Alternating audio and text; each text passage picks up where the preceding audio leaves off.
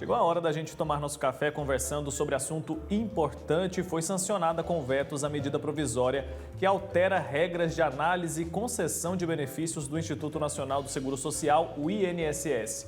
Em alguns casos, fica dispensada a perícia médica. A gente vai entender como isso funciona, o que muda na prática, agora conversando com a advogada previdenciarista Marli Marçal.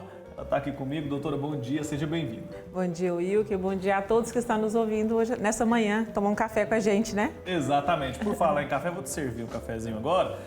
Enquanto a gente começa o nosso bate-papo, eu quero saber, afinal, em quais casos fica, então, dispensada essa perícia médica? Não é para todo mundo, né? Não é para todo mundo.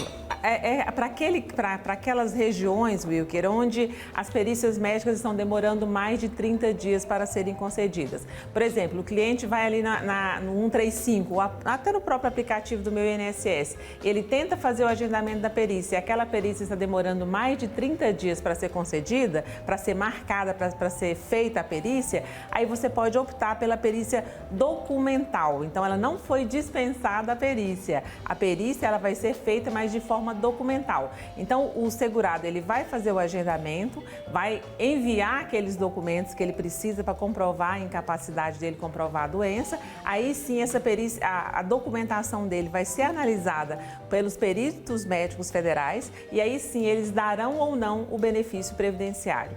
No caso deles não entenderem pela não concessão do benefício, apenas pela análise documental, eles vão informar aquele segurado que ele precisa passar por uma perícia médica presencial para poder fazer uma avaliação médica na pessoa, avaliação clínica, e a partir daí esse benefício pode ser indeferido, mas ele não será indeferido sem uma análise clínica pessoal presencial no segurado. Entendi. Então, os peritos federais, eles continuam atuando. Continuam. Só que de uma maneira um pouco diferente, em alguns casos a perícia acontece da forma tradicional, da forma que a gente já conhece, né, doutora?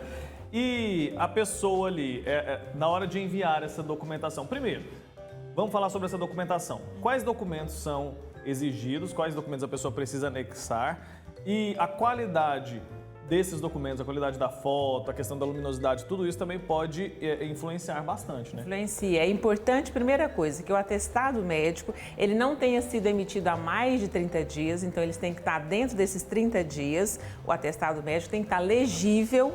Difícil, né, para médico, mas tem que estar legível, tem que ter a assinatura do médico, tem que ter o CRM dele, tem que ter o tempo previsto que ele quer para que a pessoa fique afastada do trabalho para poder receber o benefício previdenciário. Então, precisa constar tudo isso nesse laudo médico e a foto, a pessoa precisa tirar a foto e a gente está aqui na mesa, então tirar foto só do documento, não tirar foto da xícara, não tirar foto de nada que está perto da mesa, apenas o documento, colocar o celular por cima e tirar foto apenas do documento para que fique legível para que o perito médico e fazer não apenas com atestado, mas se tem exames que provam a doença, que tem exames que provam que tem a incapacidade, para poder juntar também esses documentos e todos de forma legíveis. E faz no aplicativo? Faz no aplicativo. Pelo aplicativo do meu INSS, você vai lá, agendar perícia. Aí você pode optar, perícia presencial ou perícia documental. Aí você pode fazer essa opção. Agora, eu dou uma dica para o segurado que está nos ouvindo hoje, que a perícia documental, ela é importante naquelas doenças que são comprovadamente, que está ali documentalmente, que ou seja, fratura, problemas, câncer, que são provadas documentalmente. Doenças psiquiátricas, por exemplo, eu não sugiro que faça a prova documental, perícia documental, porque são doenças que o médico precisa conversar ali com o segurado, precisa entender, precisa ver a medicação que ele usa, precisa entender tudo isso. Então, são doenças que normalmente elas não vão ser concedidas por perícia documental. Então, seria mais importante porque ela ganha tempo. Porque lembrando que para negar o benefício, o perito vai convocar ela para que ela passe pela perícia presencial. Então, se ela passar pela perícia presencial, significa que ela vai perder tempo. Então, nesses casos, ela já marca presencial, que já vai ser a data dela mesmo. É uma opção melhor. Lembrando também, Wilker, que quem tem perícia marcada e as perícias estavam sendo agendadas para 2023. Então, essa foi uma forma que o INSS teve para poder antecipar a fila. A fila estava muito grande devido à greve, servidores, peritos. Então, a fila estava muito grande. Então, a opção que eles tiveram foi que vamos fazer documentalmente para a gente poder antecipar isso daí. Então, quem tem perícia médica agendada presencial, que está muito longe, está lá para dezembro, janeiro, ele pode sim fazer opção, mantendo a mesma data do pedido dele de agora. É importante isso dizer. Então, se você tem uma perícia marcada, tá para janeiro, você quer fazer essa perícia antes, você pode ir lá ligar no 135 e falar, eu quero antecipar minha perícia, eu quero fazer ela documentalmente. Aí você pode fazer essa perícia antes do prazo determinado. Olha só, vai adiantar bastante o processo, reduzir essa fila imensa, né? Agora, durante a pandemia, algo parecido foi feito, né? Teve uma mudança também nas perícias do INSS, como que foi? Teve. Na época da pandemia, a gente teve um adiantamento do valor de um salário mínimo. Então, independente do valor do salário de benefício que o segurado fosse receber, o governo antecipou para ele, bastava que ele tivesse o atestado da incapacidade, antecipou para ele o valor de um salário mínimo. Depois foi feita a correção e o governo pagou a diferença disso daí. E também foi feita essa perícia documental, mas aí era muito mais complicada porque o próprio sistema do INSS, a pandemia pegou todo mundo de surpresa. Então, o sistema do INSS ainda não estava adaptado para a concessão desse benefício. Então, foi a própria pandemia que trouxe a ideia, dá certo. Então, a gente pode fazer. Então, foi nessa forma que agora antecipou e agora é uma coisa que tende a acontecer e tende a dar continuidade para todos os benefícios e durante um longo período. Isso é bom, isso não é ruim, não. Isso é bom, exceto naqueles casos em que eu disse que as doenças, elas precisam ser provadas na conversa, no exame médico, no exame clínico. As demais todas vão dar certo. Fratura, a pessoa, ela sofreu uma fratura, ela precisa ficar 45 dias afastada do trabalho. E aí o que acontece? A perícia vai demorar 3 meses para acontecer a perícia. Ele já nem está mais incapacitado. Aí não faz sentido mais. Não faz nem sentido mais, ele já ficou afastado do trabalho, ficou sem receber do trabalho. Então uma perícia documental aí seria excelente. Tomara, né, que isso funcione mesmo na prática ali, né, continue funcionando da forma adequada. Lembrando que tudo isso que a gente está falando aqui é só para o requerimento de auxílio por incapacidade temporária, né? Só para o temporária. Que é o antigo... Auxílio-doença. É o antigo auxílio-doença. Mas tudo começa com auxílio-doença. Tudo começa com auxílio por incapacidade temporária. Então, mesmo quem vai pegar o permanente depois tem que passar por esse primeiro. Tem que passar por esse primeiro. Então, às vezes, a pessoa faz a perícia e aí a incapacidade temporária vai ver o tempo que ela vai precisar para uma... Vamos supor que ela está com uma doença incapacitante grave, que é permanente. Um AVC, por exemplo.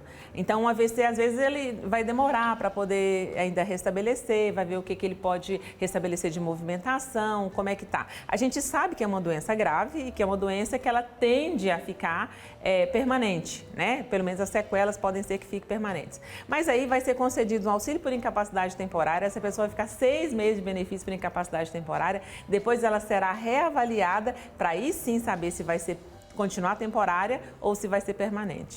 Então, tudo começa com temporária. Entendi. Auxílio acidente, ficou uma sequela? Vai começar com auxílio por incapacidade temporária. Então, acaba que beneficia todo mundo que vai em busca, por algum motivo, desse benefício. Por incapacidade, qualquer incapacidade, temporária, permanente ou sequelar. E as pessoas que já recebem, que precisam fazer aquela perícia, são apenas essas que têm esses benefícios temporários.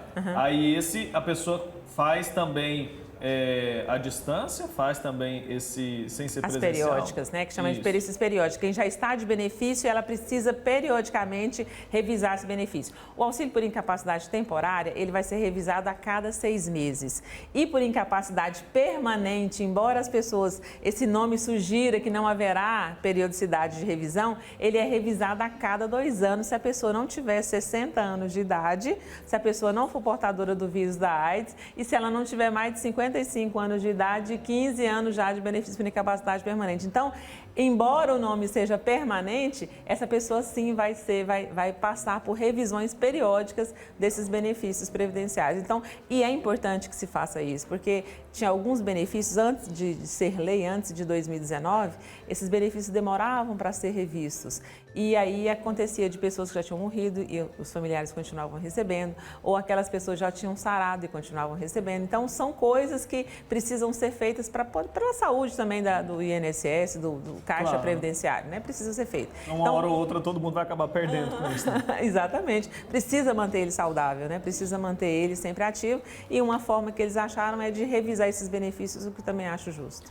Lembrando que as regras já estão valendo. Já estão valendo, já está em vigor. Foi feito primeiro a MP para dar uma testada, né, para saber se dava certo ou não, como é que seria o aceite disso pelo próprio segurado, pela população. Foi bem aceito, foi bem, está andando, fluiu a fila. Então eu acho que tende a continuar e não só agora, nesse período agora para poder esvaziar a fila, não. Eu acho que é uma coisa que tende a continuar bastante por tempo agora indeterminado. Se funcionar, não tem por que deixar de usar, né? Não, se usar tiver essa bom, vamos tecnologia continuar. de forma inteligente. Doutora, muito obrigado, viu, pelo seu tempo aqui. Imagina. Até uma próxima oportunidade. Foi ótimo esclarecer. Esse assunto sempre chama muita atenção Chama. de quem assiste a gente.